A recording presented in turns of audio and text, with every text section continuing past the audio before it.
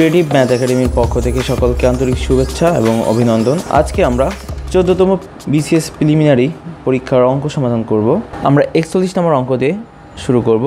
41 নম্বর অঙ্কে বলা আছে, দুই অঙ্ক বিশিষ্ট একটি সংখ্যার এককের অঙ্ক দশকের অঙ্ক অপেক্ষা 3 বেশি। সংখ্যাটি উহার অঙ্কদ্বয়ের সমষ্টির 3 গুণ অপেক্ষা 8 বেশি, তাহলে সংখ্যাটি কত হবে? তো এক্ষেত্রে আমাদের একটা জিনিস শিখে নিতে হবে বা জানতে হবে, সেটা হচ্ছে যে আমরা ক্লাস 4, 5 অথবা 6-এ শিখে এসেছি যে স্থানীয় মান।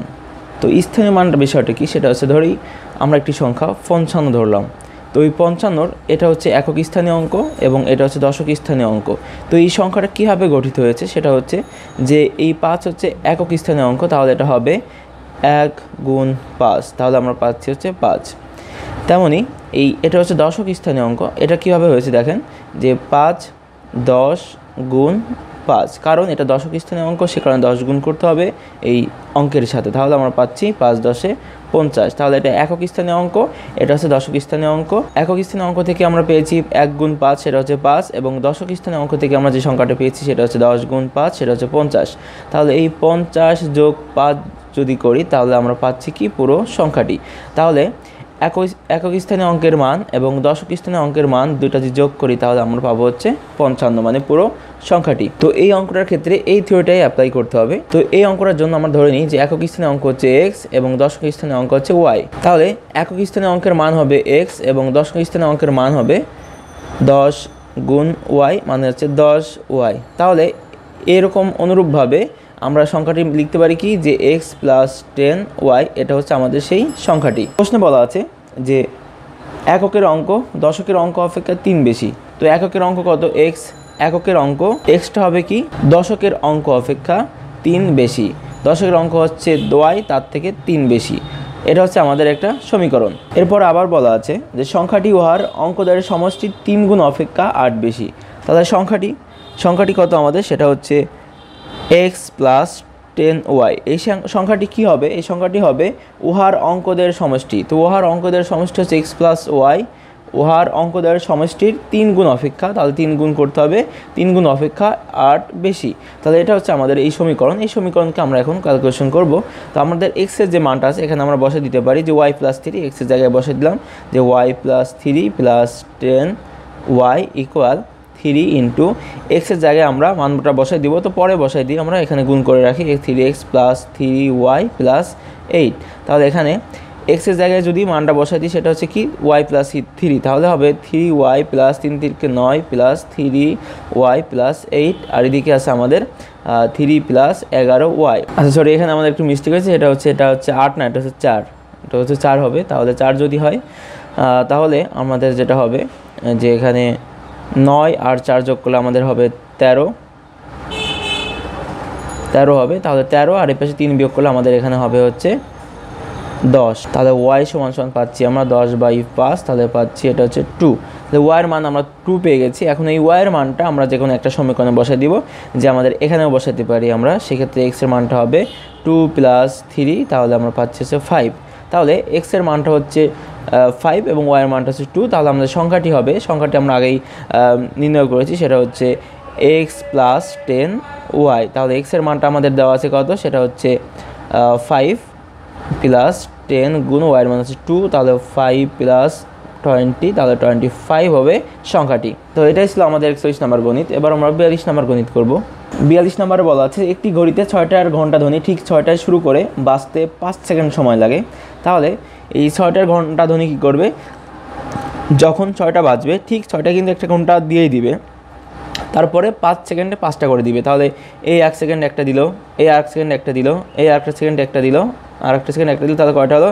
1টা 2টা 3টা 4টা, আর একটা দিয়ে 5টা। তাহলে এই 1 2 3 4 5টা, এই 5টা দিতে 5 সেকেন্ড সময় লেগেছে। আর ঠিক যখন 6টা বেজে গেছে তখন কিন্তু একটা দিয়েই ফেলেছে, তাহলে টোটাল হলো কি 6টা হলো 5 সেকেন্ডে। আচ্ছা, তো অনুরূপভাবে কী হবে, তাহলে 12টার সময় কী হবে? 12টার সময় কিন্তু সে 12টা ঘন্টা ধ্বনি দিবে। তো এই ঘড়িটার ক্ষেত্রে একটা বিষয় বলে নিই যে এই ঘড়ি হচ্ছে আগে পাওয়া যেত ক্যাসিও ঘড়ি। তো এই ঘড়িতে যখন 2টা বাজতো 2টা টিকটিক দিত, কিন্তু এরকম করে যখন 12টা বাজবে তখন 12টা, মানে যতটা সময় হবে ততবার বাজতো। তো তাহলে কী হয়েছে, 12টার সময় কিন্তু সে 12 বার ঘন্টা ধ্বনি দিবে, 12 বার বাজবে। তাহলে সেটা কী হবে, জাস্ট 12টায় শুরু করবে, কারণ এখানে প্রশ্নে বলাই আছে যে 6টার ঘন্টা ধ্বনি ঠিক 6টায় শুরু করে, মানে একটা প্রথমে একটা শুরু হবে, শুরু হওয়ার পরে বাকি এখানে একটা হয়ে গেল, তাহলে বাকি 11টা 11 সেকেন্ডে দেবে, তাহলে এই প্রশ্নের উত্তর হবে 11 সেকেন্ড। এরপরে আমরা 43 নম্বর গণিত করব। 43 নম্বর গণিতে বলা আছে এক গোয়ালা তার n সংখ্যক গাভীকে 4 পুত্রের মধ্যে ভাগ করে দিল, যে প্রথম পুত্রকে হাফ অংশ, দ্বিতীয় পুত্রকে 1/4 অংশ, তৃতীয় পুত্রকে 1/5 অংশ এবং বাকি 60টি গাভী চতুর্থ পুত্রকে দিল। ওই গোয়ালার গাভীর সংখ্যা কত ছিল? তাহলে আমরা মোট গাভী ছিল তার হচ্ছে n থেকে তাদের মোট ছেলেকে দিল, সেটা আমরা যদি বিয়োগ করি তাহলে সেটা হবে কি, প্রথম পুত্রকে দিল যে n/2, মানে n সংখ্যক গাভী থেকে হাফ অংশ দিল, সেটা হবে কি n/2 হবে, প্লাস দ্বিতীয় পুত্রকে দিল n/4, মানে n সংখ্যক গাভী থেকে 4টা গাভী দিয়ে দিল, সেটা হবে কি n-এর 1/4, তাহলে সেটা হবে n/4, আমি একবার লিখলাম। আর তার তৃতীয় পুত্রকে দিল 1/5, মানে n/5।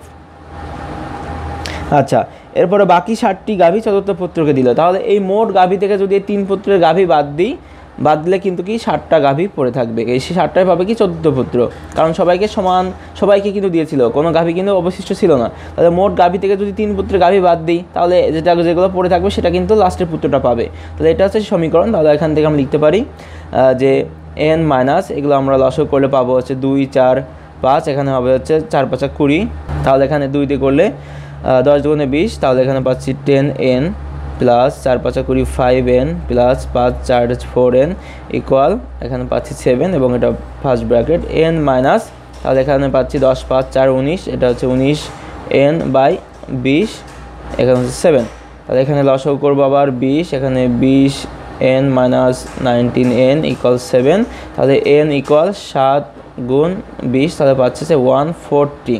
তাহলে এটা হচ্ছে n এর মান, যার হচ্ছে তার গাভীর সংখ্যা ছিল কত, n সংখ্যক ধরে নিয়েছিলাম, তাহলে তার টোটাল গাভী ছিল হচ্ছে 140টি গাভী তার সন্তানদের মধ্যে এই রকমভাবে ভাগ করে দিয়েছিলেন। 44 নম্বর অঙ্ক।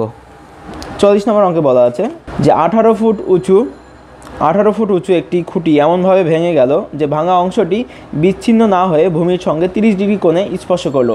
খুঁটিটি মাটি থেকে কত ফুট উঁচুতে ভেঙে গিয়েছিল? তাহলে আমরা যদি ধরে নিই যে এই হচ্ছে সেই খুঁটি, এই খুঁটিটি কি 18 মিটার লম্বা, সরি এটা হচ্ছে 18 ফুট উঁচু। এই 18 ফুট উঁচু সে করলো কি,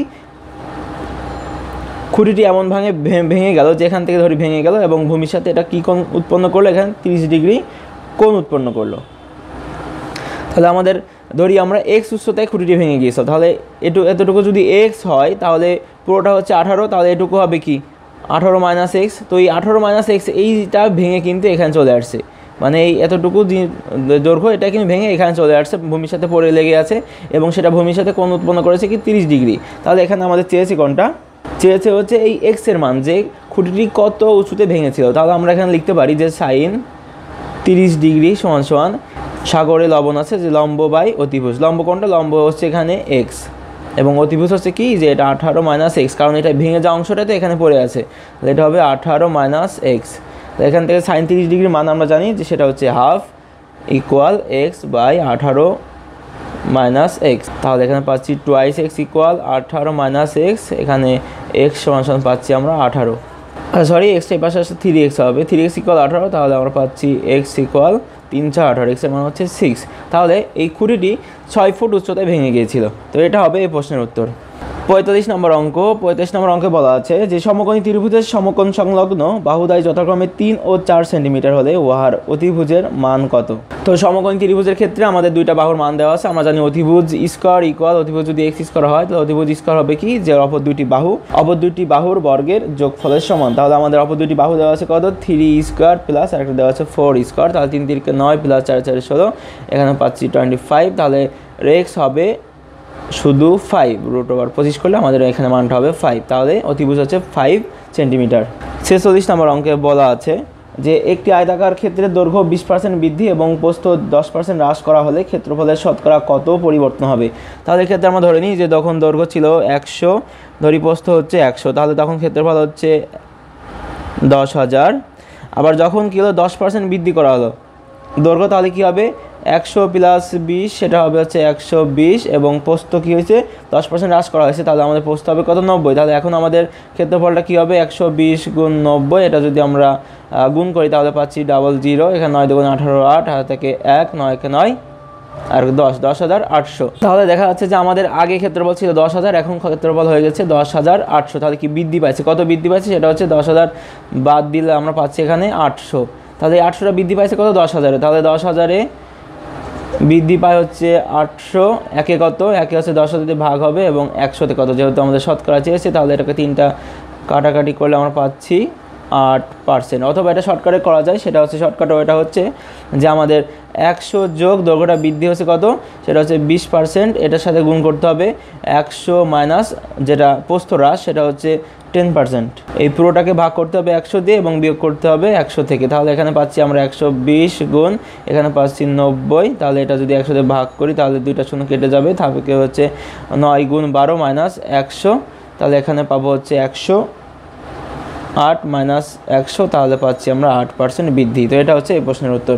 এরপরে আমরা করব 37 নম্বর গণিত। 37 নম্বর গণিতে বলা আছে যে কোনো সামান্তরিকের ক্ষেত্রফল নির্ণয়ের সূত্র কী হবে। তা আমরা জানি কি সামান্তরিকের ক্ষেত্রফল নির্ণয়ের সূত্র হচ্ছে যে ভূমি গুণ এই উচ্চতাটা, ভূমি গুণ উচ্চতা হবে সামান্তরিকের ক্ষেত্রফল নির্ণয়ের সূত্র। 48 নম্বর গণিতে বলা আছে যে একটা সরল অঙ্ক, ½ into a plus B whole square plus a minus B whole square, এটার মানটা কত হবে। তাহলে এখানে আমরা পাচ্ছি এখানে a plus B whole square ভাঙালে পাচ্ছি a square plus 2ab plus B square plus এটা ভাঙালে পাচ্ছি হচ্ছে a square minus 2ab plus B square. তাহলে এখানে কাটাকাটি করে 2ab কেটে যায়, তাহলে এখানে থাকছে হচ্ছে 2a square plus 2b square, বা আমরা যদি 2টা কমন নিই তাহলে এরকম হবে, এবং এই পাশে একটা হাফ আছে আমাদের গুণ অবস্থায় আছে, তাহলে এটা 2 কেটে গেলে থাকবে হচ্ছে a square plus B square. এটা হচ্ছে এই প্রশ্নের উত্তর।